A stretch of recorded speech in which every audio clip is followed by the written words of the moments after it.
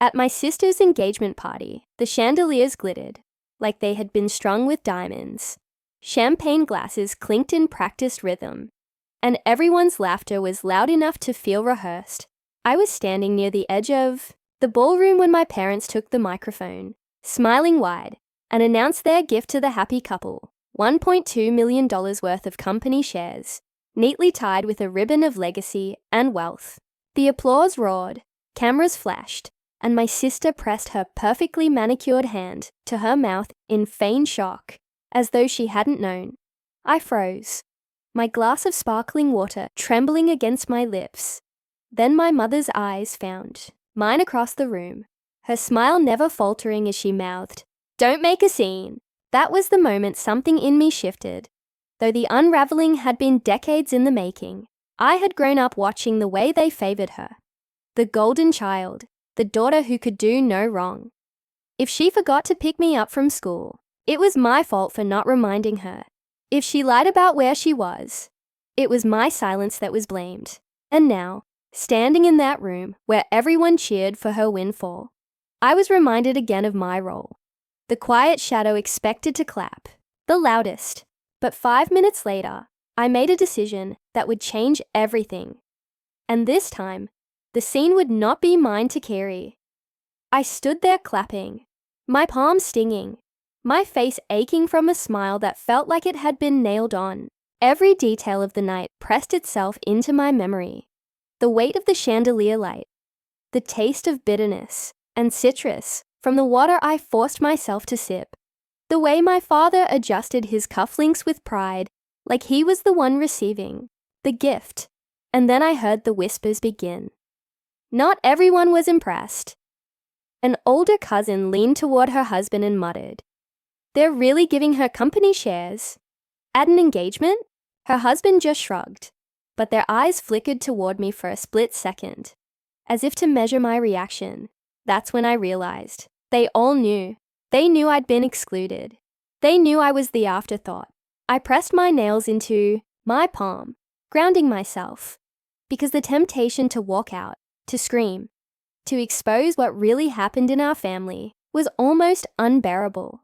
For years I had swallowed the quiet humiliations, like when they wired her down payment for her first condo while I was scraping together rent, or when they sent her on a European gap year while I worked 2 jobs to cover tuition. They had told me back then too, "Don't make a scene."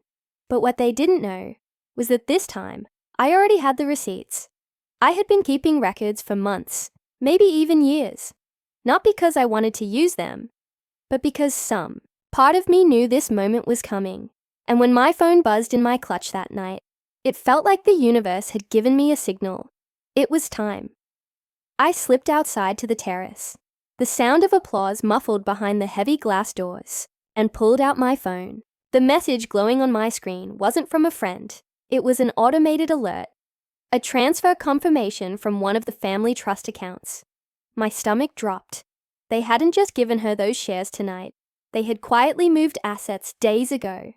Assets I was legally tied to as a beneficiary. My name was right there in the trust documents, and they thought I'd never check. My fingers trembled as I scrolled through the records, screenshotting every line. I could almost hear my father's voice, echoing in my head, the same words he had used when I was younger. Money complicates families. Don't ask questions. But this wasn't about questions anymore. This was about theft, dressed up as generosity. I leaned against the cold stone railing, staring at the manicured hedges, thinking about every time I'd been told to be grateful for scraps. The birthday when I got a book of coupons while my sister got jewelry. The Christmas when I unwrapped a pair of plain gloves and she got designer shoes.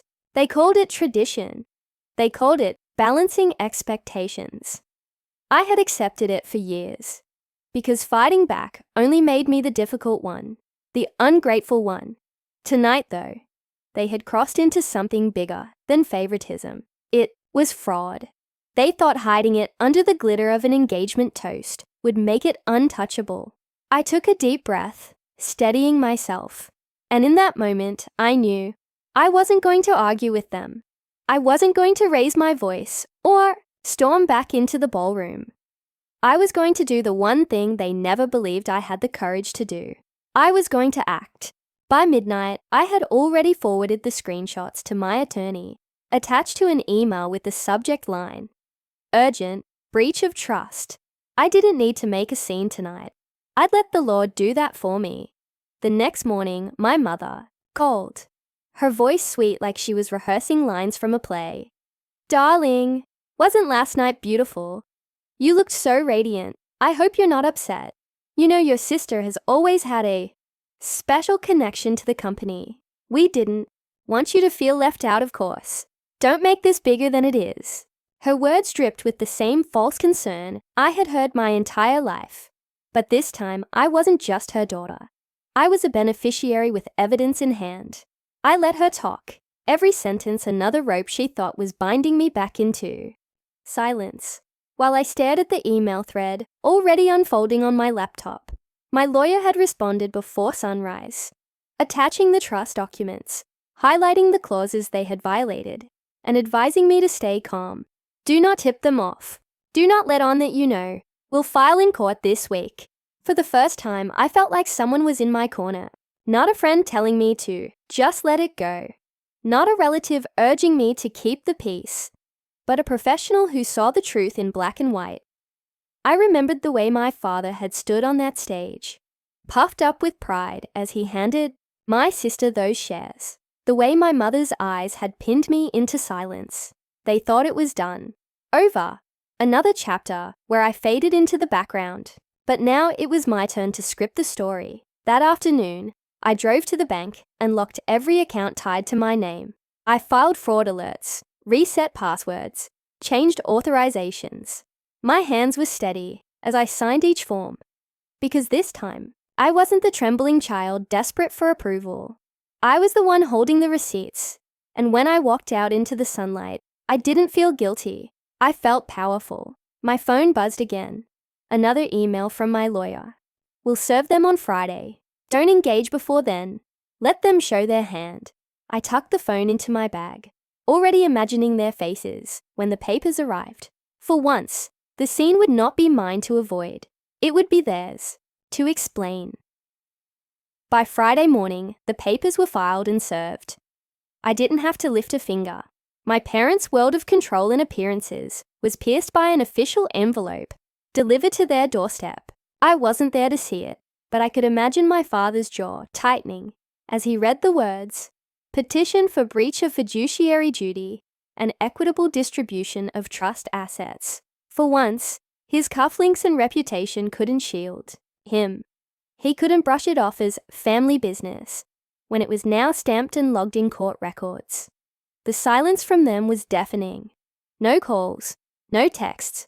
For years they had flooded my phone whenever they wanted me to play the role of the accommodating daughter, rides, favors, cover-ups, money loans. But now, nothing. It was as if the air itself had shifted, and I realized I didn't miss their voices at all.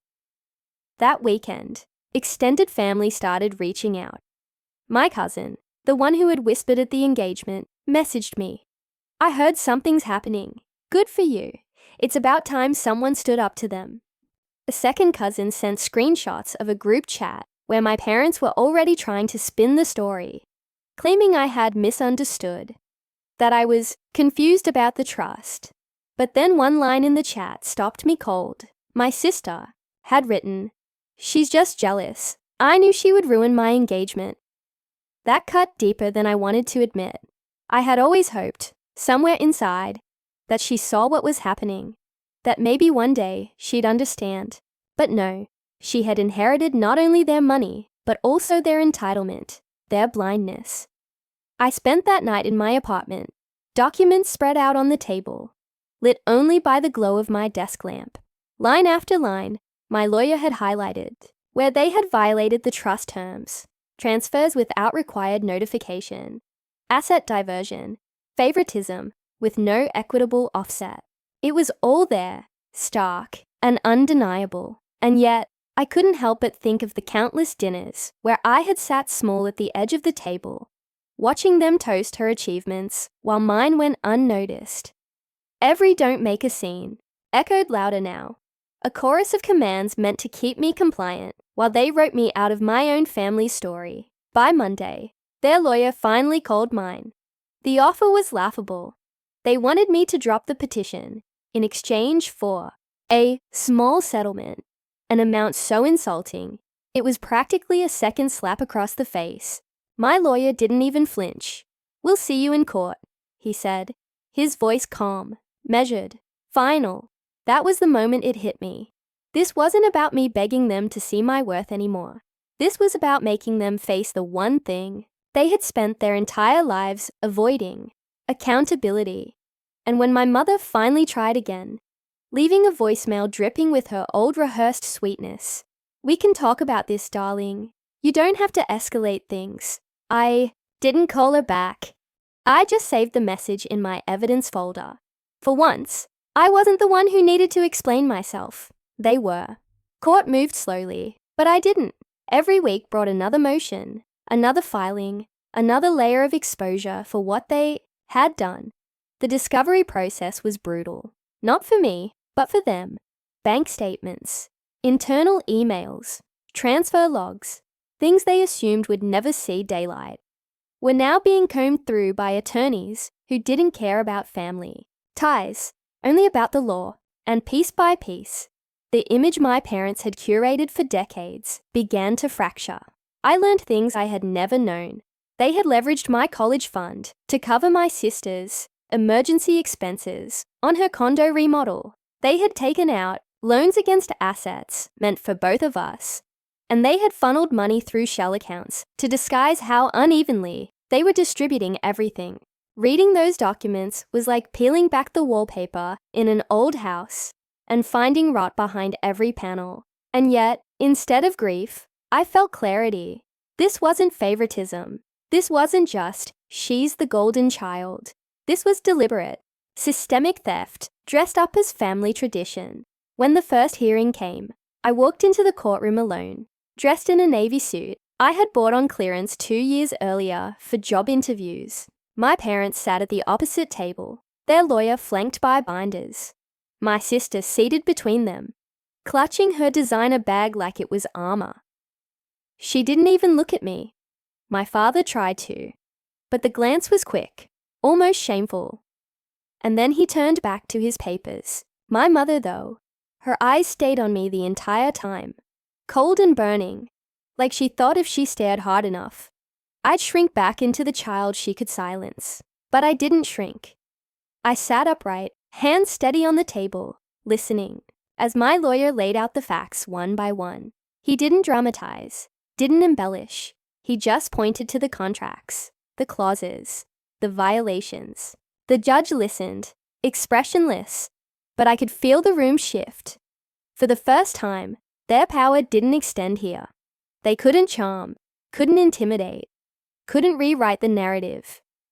Afterward, outside the courthouse, my sister finally spoke. "Why are you doing this?" she hissed, her voice sharp, desperate. "You're ruining everything. You're humiliating us." I looked at her, really looked at her, the woman who had been handed every advantage, every shortcut, every safety net, and still thought she was the victim. And all I said was, "I'm not ruining anything. I'm just taking back what was always mine." She flinched like I had slapped her. My parents pulled her away before I could say more. But it didn't matter. The words had landed, and for once, she couldn't dismiss them with a laugh. In the weeks that followed, the pressure mounted. More relatives found out, some siding quietly with me, others parroting my parents' story about family loyalty. But I noticed something. No one could argue with the documents. No one could erase the signatures, the dates, the transfers. For once, I wasn't trapped in a he said she said battlefield. I had proof, and proof has a way of cutting through the noise. And late at night, when the weight of it all pressed down on me, I thought back to that moment on the terrace, when my phone buzzed with the first transfer alert. That was the line in the sand. The night everything changed.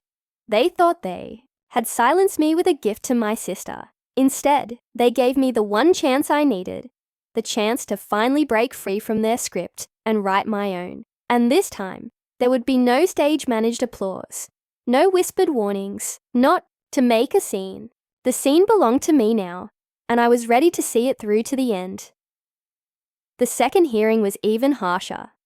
Their lawyer tried to twist the narrative, painting me as ungrateful, suggesting that I had benefited, in countless non-financial ways, from being part of the family. I almost laughed at the absurdity.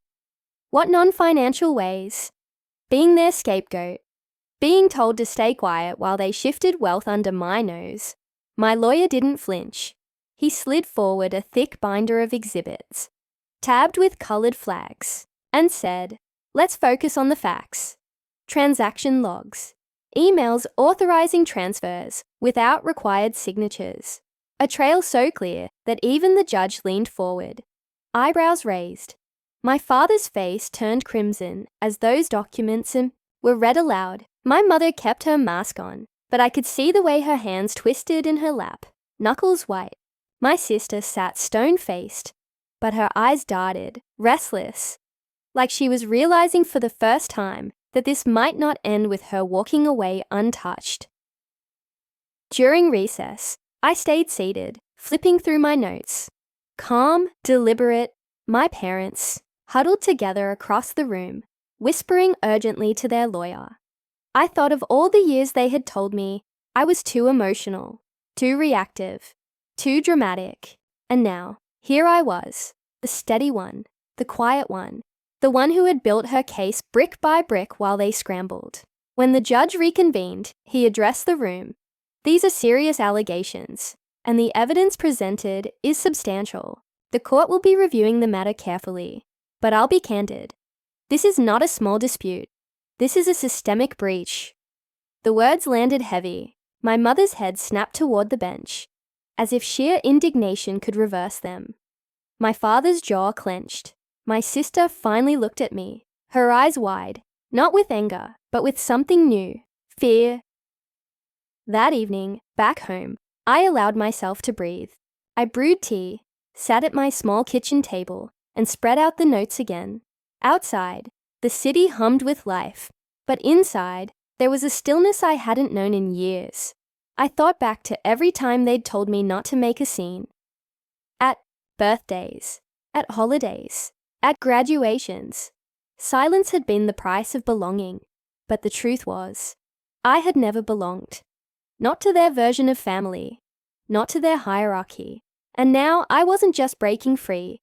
I was holding them accountable, in a way they could never dismiss as just emotions. This was law, and law doesn't care about golden children or whispered warnings. The coal started again that night. Blocked numbers, relatives leaving pleading voicemails, my mother insisting, "You don't understand what you're doing." But I did. I understood perfectly. I was dismantling the empire of favoritism they had built brick by brick, and I was doing it without shouting, without theatrics, without giving them the satisfaction of calling me dramatic. The irony wasn't lost on me. They had spent a lifetime telling me to stay quiet, and it was my quiet, my calm persistence, my steady gathering of proof, that would undo them in the end. By the third hearing, the cracks in their composure were no longer subtle, they were gaping. My father arrived without his usual polished veneer. His tie was crooked, his eyes bloodshot, and for the first time in my life, he looked smaller than the room he occupied. My mother tried to compensate, dressed to perfection in pearls and an immovable smile, but her voice trembled when she addressed the judge, insisting this was a misunderstanding between loved ones. The judge didn't even look at her. He was flipping through the exhibits my lawyer had submitted, notarized trust agreements, quarterly statements, and my own carefully archived screenshots. The silence in the room was suffocating, and for once, they were the ones choking on it, not me. Their defense strategy began to crumble in real time. The lawyer they had hired, expensive, polished, ruthless, kept tripping over their inconsistencies. First, he claimed the transfers were gifts. Then, when confronted with the clauses prohibiting such unilateral gifts, he pivoted to calling them temporary reallocations. Finally, when cornered, he muttered that these were clerical oversights. The judge's expression stayed neutral. but I could feel the tide turning. Each contradiction was another nail in the coffin of their credibility. My sister fidgeted endlessly, her nails clicking against her designer phone case, her jaw tight. She had come expecting a show of dominance from our parents, but what she was watching was the slow, undeniable erosion of the power she had always believed was permanent. During lunch break, as I stepped outside for air, my phone buzzed. Another cousin I hadn't spoken to in years had messaged, "I heard what's happening. I don't know if you'll want to hear this, but..." They did the same thing to me with my grandmother's inheritance. I stayed quiet. I wish I hadn't. Good for you.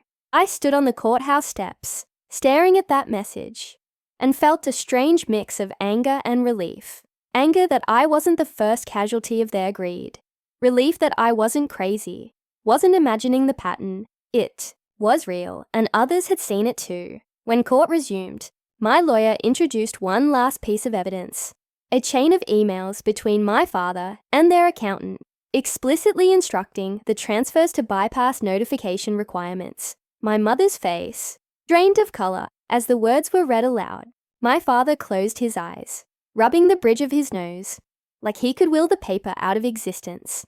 The judge leaned back, sighed, and said quietly but firmly, "This is not going away. Prepare for a full accounting of all trust assets." That was it, the sentence that shifted everything. No more denial, no more spin.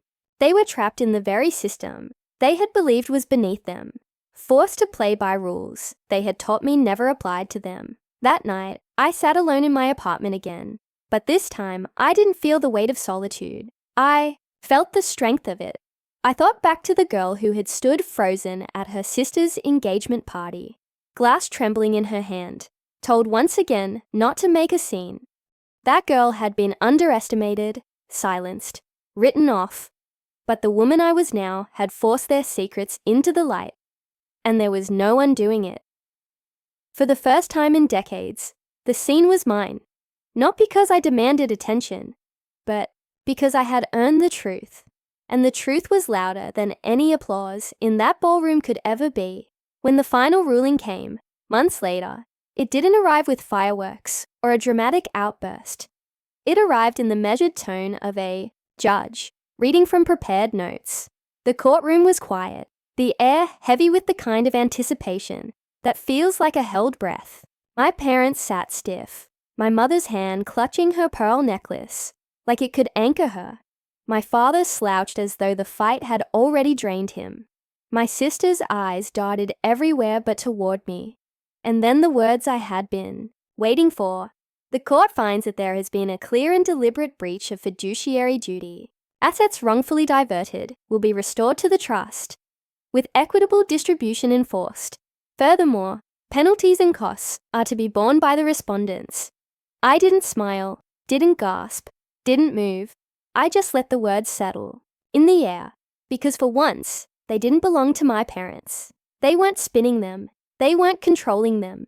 This was truth backed by law, not illusion backed by power. My parents looked like the ground had just been pulled from beneath them.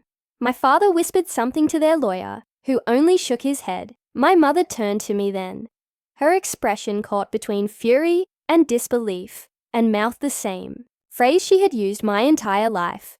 "Don't make a scene." But this time, it was her scene unraveling, not mine.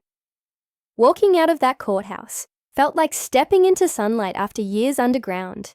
The weight I had carried, the silence, the blame, the constant diminishment, lifted with every step down those marble stairs. My phone buzzed in my bag. Another cousin, another message of quiet support, another person who had lived under their shadow and finally saw that it could be pierced. I didn't reply right away. I just stood there, breathing in the city air, feeling it fill me in a way applause or validation from them never had. The aftermath wasn't clean. Family fractured. Some relatives cut ties with me completely, accusing me of betrayal. Others reached out quietly, relieved that someone had finally done what they never dared. My sister never called, never texted. I heard through others that her engagement faltered under the weight of the scandal, that her fiancé's family wasn't thrilled about being tied to lawsuits and public records. I didn't gloat. I didn't need to.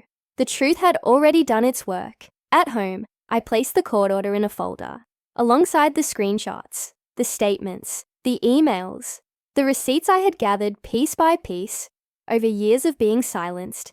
It wasn't just paperwork. It was proof that I hadn't imagined it, that I hadn't been too sensitive, too dramatic, too much. It was proof that the quiet one, the overlooked one, could fight back and win. That night I made myself tea, turned off my phone, and sat in the stillness of my apartment. No applause, no chandeliers, no stage smiles. Just me, finally free, finally seen, finally in control of my own story. And as I looked out the window at the city lights, I whispered to myself the words I wish I had said years ago. I will never stay silent again. In the months that followed, life didn't suddenly become glamorous or easy, but it became mine. For the first time, I wasn't checking my phone in dread of their messages, or wondering when the next demand or dismissal would come. The silence was different now. It wasn't the silence of suppression. It was the silence of peace.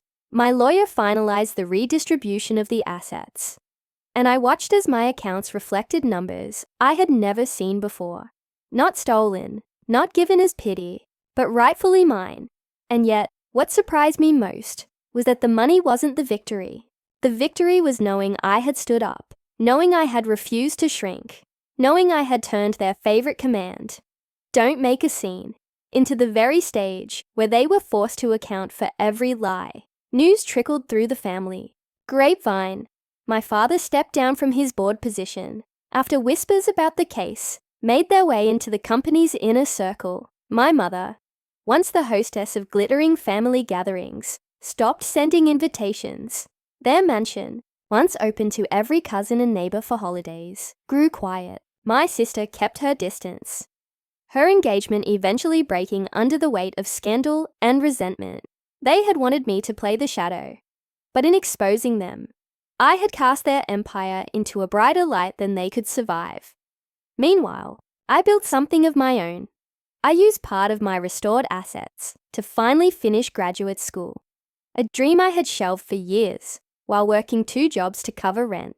I moved into a modest but warm home, decorated with things I chose, not hand-me-downs or charity framed as gifts. I started therapy, untangling the years of conditioning that had taught me my worth was negotiable. It wasn't glamorous. It wasn't flashy. But every day I woke up without the weight of their voices on my chest. And that felt richer than anything they had tried to buy loyalty with. One afternoon, months later, I ran into an old family friend who had been at the engagement party. She looked at me with something like awe and said, "You were so calm that night. None of us knew you were already 10 steps ahead." I smiled, not with arrogance, but with quiet recognition, because that was the truth. I hadn't exploded. I hadn't begged. I hadn't pleaded. I had simply chosen to act when it mattered. They had expected a scene. Instead, I gave them consequences. Sometimes I wonder if my parents ever sit in that echoing mansion of theirs, replaying the moment the judge's words cut through their illusions. Sometimes I wonder if my sister lies awake, realizing that what she thought was guaranteed could vanish when built on deceit. But I don't dwell there long, because the real lesson isn't about them. It's about me, about finally knowing that silence doesn't mean weakness, that quiet doesn't mean powerless, and that I never needed their approval to define my worth. And as I move forward, building a life that's mine alone, I carry one line like a shield, a reminder of victory. I didn't make a scene. I made history in my family, and I'll never let them forget it. A year later, the distance between me and my parents had become a canyon, wide and unbridgeable. They no longer reached out, and I no longer expected them to. Holidays passed without invitations, birthdays without calls. For the first time in my life, the calendar wasn't dictated by obligations to people who only saw me as a prop in their play. It was mine to fill, mine to choose. And I chose differently. I spent Thanksgiving with friends who had become more family than blood ever had. People who didn't measure my worth in assets or appearances, but in laughter, in shared meals, in the simple comfort of belonging. The money from the case brought stability. Yes, I bought a small townhouse, invested wisely, and finally paid off lingering debts. But what it really bought me was time. Time to pursue the things I had once dismissed as impractical luxuries. Painting classes on Saturdays. Weekend trips to places I'd always wanted to see but thought I couldn't afford. Mornings where I lingered over coffee without bracing for a call demanding something from me. With each passing month, I shed another layer of the daughter they had tried to mold me into, the silent one, the accommodating one, the one who clapped while others were celebrated. Occasionally, I'd still hear whispers. A cousin mentioned that my sister had moved back in with my parents after her broken engagement, that she walked around the mansion like a ghost, bitter and resentful. Another told me my father's reputation in the company had suffered badly, that investors no longer trusted his decisions, that his once unshakable image of control had cracked beyond repair. My mother was said to host smaller dinners now, her circle shrinking, her smile brittle. They had built a life on appearances, and once the illusion fractured, it could never be rebuilt. But I didn't chase those stories, didn't linger on them the way I once would have. Their downfall wasn't my triumph. It was simply the consequence of their choices, finally catching up to them. My triumph was quieter, steadier. It was the night I sat in my own living room, barefoot, surrounded by books and paintings and the soft hum of music, realizing I no longer had to prove anything to anyone.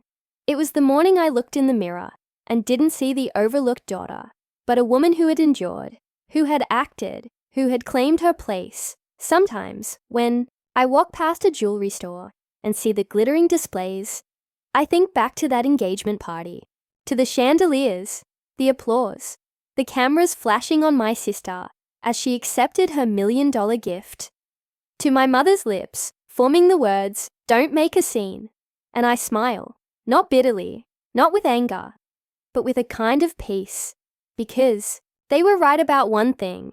I didn't make a scene. I made something far greater. I made a life beyond their control, and that life, piece by piece, was worth more than every share they had ever stolen.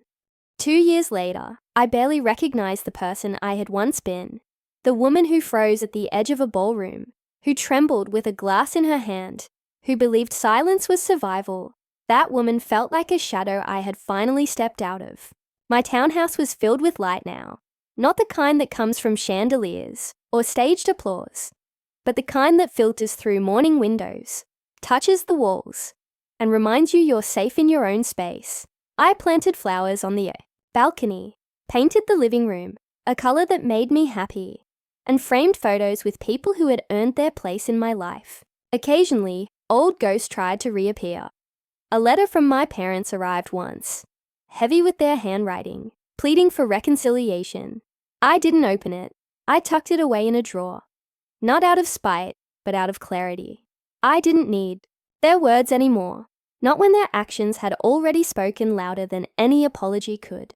My sister reached out once too, through a mutual cousin, saying she missed having me in her life.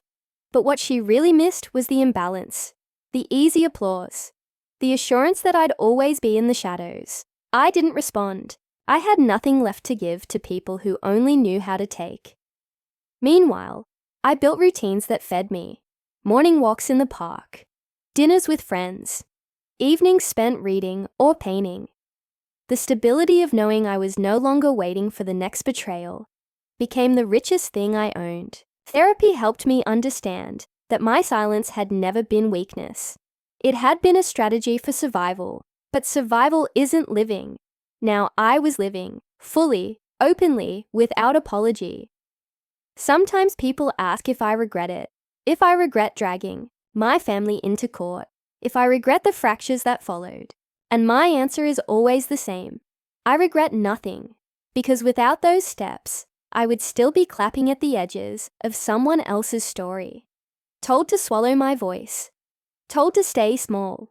Instead, I claimed my own narrative, one written in truth, one built on boundaries, one that no longer bowed to the illusion of family loyalty at the expense of self-worth. And when I think back to that night, the night of my sister's engagement, when my parents handed her $1.2 million in shares and handed me silence, I see it differently now. They thought they were cementing her place and erasing mine, but in reality, they gave me the moment that set me free.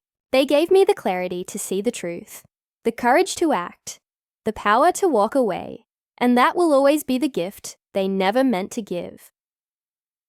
3 years on, the story had already shifted in the family law. They no longer called it my lawsuit. They whispered about it as the fall of my parents' reputation, the fall of their flawless image, the fall of my sister's charmed life.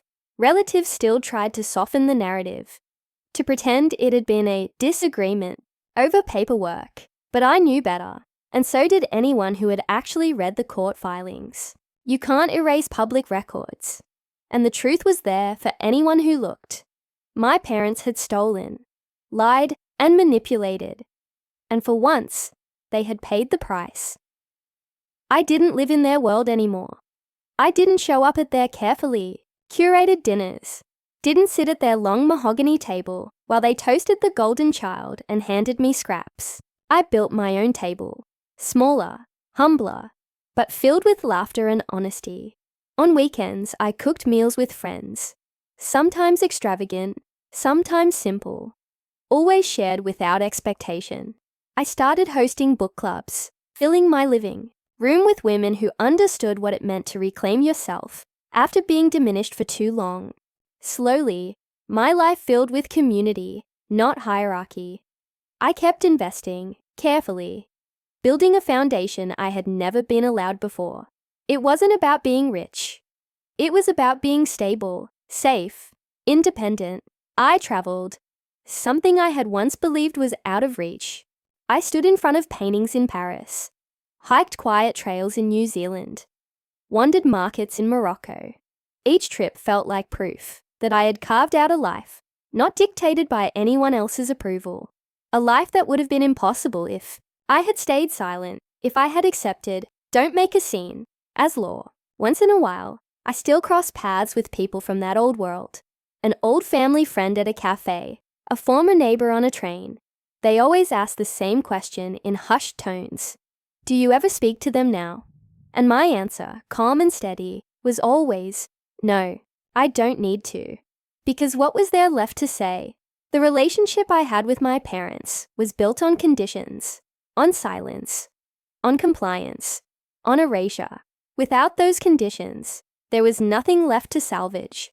But what I did have finally was myself, my voice, my story.